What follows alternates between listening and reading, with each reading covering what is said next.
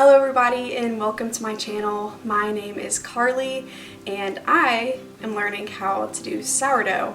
So I have kind of gotten used to what I'm comfortable with, which is my same sandwich sourdough bread recipe.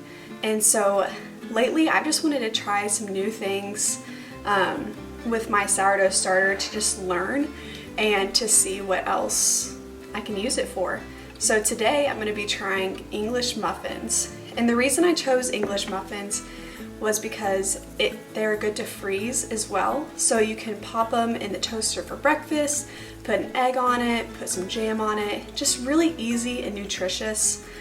So this is my first time doing English muffins with my sourdough starter, but I just wanted to bring you guys along with me, and if I fail, I fail, and we'll learn from it. So here we go. First things first, the recipe I am using, I will link down in the description, and the recipe I'm using says all-purpose flour. Now all I have right now is my whole wheat flour, so I'm already going into it knowing it's going to be a little bit different. Normally I would just follow the recipe, but I haven't had time to go up to the store today. So this is what we're going to use. So first things first, we are going to measure out 100 grams of sourdough. Now something you guys will get to know about me is I am not one of those bakers that is careful to measure. I just like things that I can just throw in together and then something beautiful comes out of it. And I think sourdough English muffins can definitely be that. I just personally don't have a lot of experience with them, so we are going to follow the recipe this time, and I'll kind of tweak it to how I think I would like it and my family would like it as we go on. So here we go. My sourdough has been waiting for days for this video. Honestly, it's been a really crazy week, and let's just say she is sour, she is ready. She definitely has some bubbles, but she needs to be used. And that's another thing I like to tell people about sourdough. You don't have to keep it in that active bubbly state all the time. A lot of times your bakes do come out just a little bit better, but they work just fine with a little bit depleted sourdough starter. So don't let that stop you from ever baking with your starter. If you're like, oh, I have to wait 4 hours for my sourdough starter to be fed again. Like, no, don't waste your discard. Use it in the recipe. It'll turn out just fine. Okay, so we have 100 grams of sourdough starter. Okay, 105, close enough. So English muffins are an enriched dough. So that just means that it's not just flour, salt, and water that the dough needs. So we're gonna be adding some milk and some honey, and that will help the dough just be richer, but that also means that it'll take longer to rise. So I'm putting this dough together at about 9:30 in the morning, and I'm not planning on coming back to it until the next day. So as you can tell, I'm not measuring the honey. It just says a tablespoon, so I'm gonna eyeball the tablespoon. If you wanted to know how much it truly is, it's about 20 grams for those precise bakers out there. It's funny, my husband is one of those precise bakers, so when we bake together anytime, it drives him nuts that I can't stick to a recipe. But I'll be on my best behavior today and see if I can stick to the recipe, especially since this is my first time. Okay, so I'm gonna go ahead and tare my scale, and it says 1 cup of milk. I'm gonna stick with the grams. This is a cup. Pro tip, if you have mason jars, they have measurements on the side of it.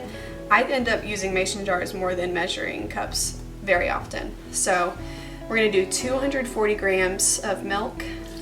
We just have a whole milk, so that is what we're using. Okay, this cup of milk gave me 233. I think that is perfectly fine, so I'm just gonna go with that. And then we're gonna do 3 cups or 360 grams of flour. So again, I'm just gonna dump it in. Okay, so we have 360 grams of flour, and the last thing that we are going to add is some sea salt. It just says a teaspoon or about 5 grams of sea salt. So I already like this recipe because it's an all-in-one. I'm gonna mix it and then it'll be ready to go for the proof.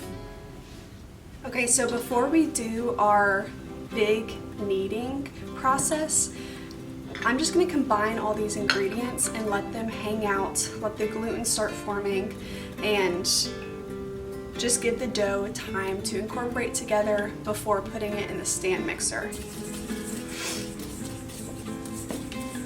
So it does look a little bit dry, and I think that may be because I used whole wheat flour. So I'm gonna go and grab just a little bit more milk to put in there. I'll show you. See, it kind of looks like a cookie dough consistency. So I'm just gonna add a little bit more milk. This has come together in a rough ball. It's not very sticky. I'm gonna cover this and let it to rest, leave it to rest for 30 minutes to an hour. May just go do a couple more chores and then come back and knead it. Okay, so the dough has been resting a little over half an hour. So now I am going to put it in my KitchenAid. Place this on low for about 5 minutes. And we'll see how it is looking.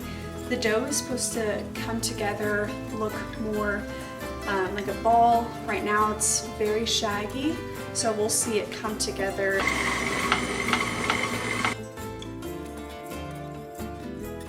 Okay, so I let the dough go for about 5 minutes. It may have been a little bit longer than that because when I touched it, I could just tell it needed more time. But as you can see now, it has come together in a dough ball. So all we're gonna do is let it rest. Our work is done for the day. We are going to pop this into a bowl. The recipe says to leave it for about 12 hours, so you could easily do this the night before if you have time. We are going to be out tonight, which is why I'm doing it now. But I am not worried about it just sitting for a little bit of extra time in the fridge, especially if it's in the fridge. If you left it out on the counter, maybe don't wait as long as I am. But we are going to see this guy tomorrow. Good morning, y'all. It is the next day and my dough has been resting overnight on the counter just at room temperature.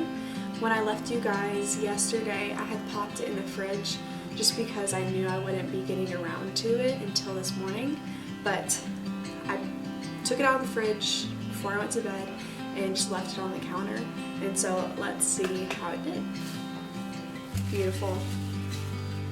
Okay, you can see it has gained a lot of volume. When I press it, it makes an indentation, but it doesn't pop back out. So that's when you know it is nice and bubbly. So I'm going to turn this out into a floured surface, but before I do that, I'm going to go ahead and get a baking tray ready with some cornmeal on it. So as many of you guys know, English muffins have that like grittiness on both sides of them, and that's caused by cornmeal. So we're just gonna lightly sprinkle this with cornmeal. Okay. So now we are going to flour our surface and turn out the dough.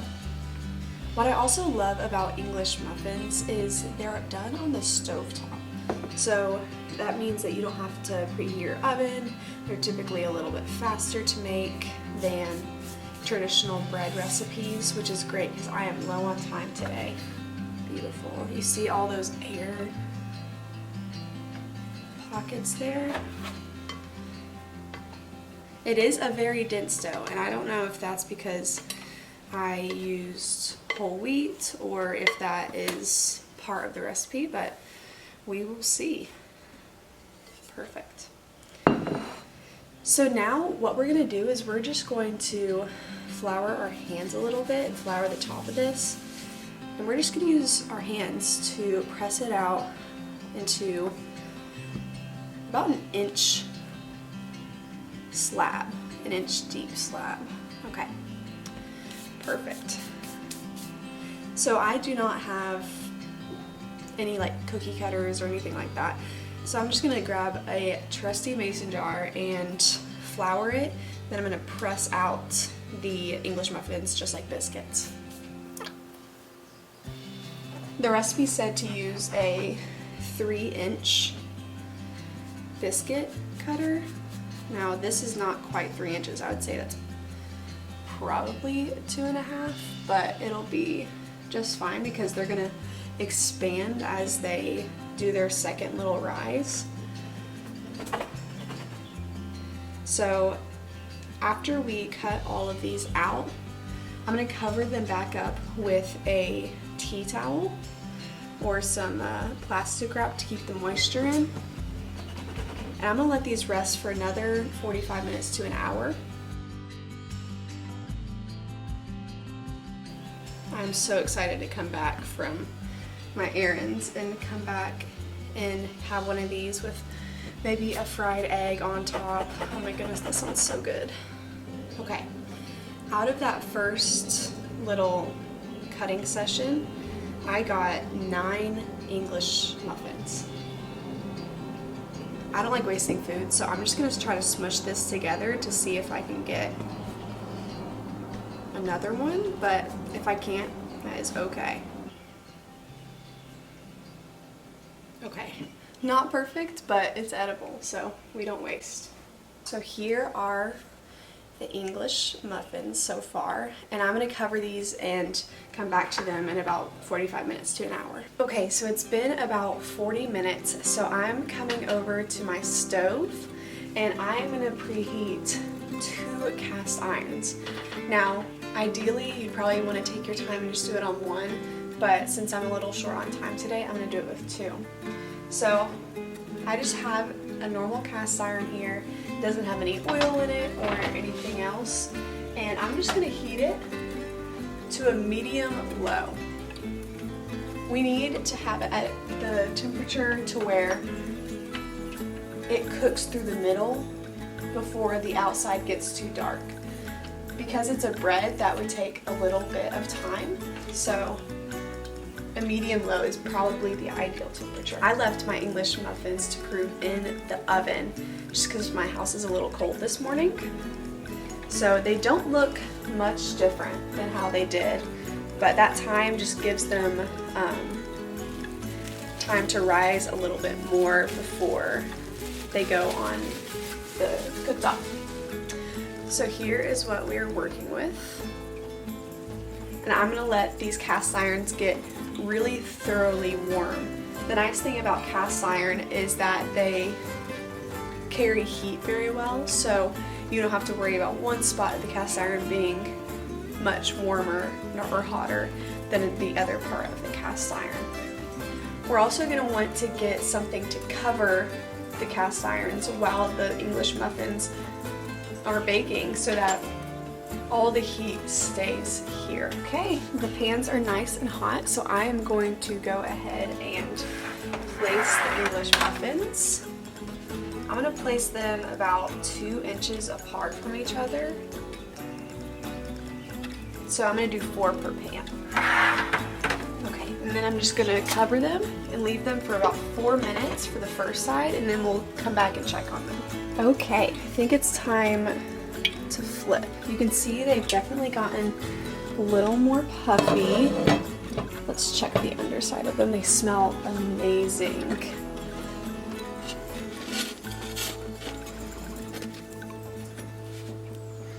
Okay, I can tell they're very fluffy. They still haven't gotten super brown yet, but I'm just gonna go ahead and flip them because I know they're nice and cooked through. Then I'm just gonna cover them again and let them cook the rest of the way.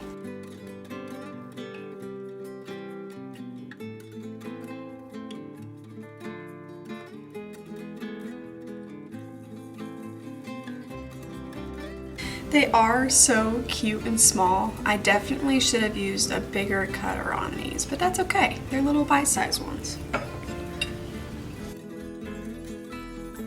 English muffins are supposed to have those like really big air pockets. I think just because I used the whole wheat dough that they didn't accomplish that. But that's okay. We're still going to enjoy them and love them. I mean, how much cuter can that get? I have some beautiful whole fat butter here, and we are going to see how this tastes. Now these are still very warm, so just shows you that I am ready to dig in to these. Okay.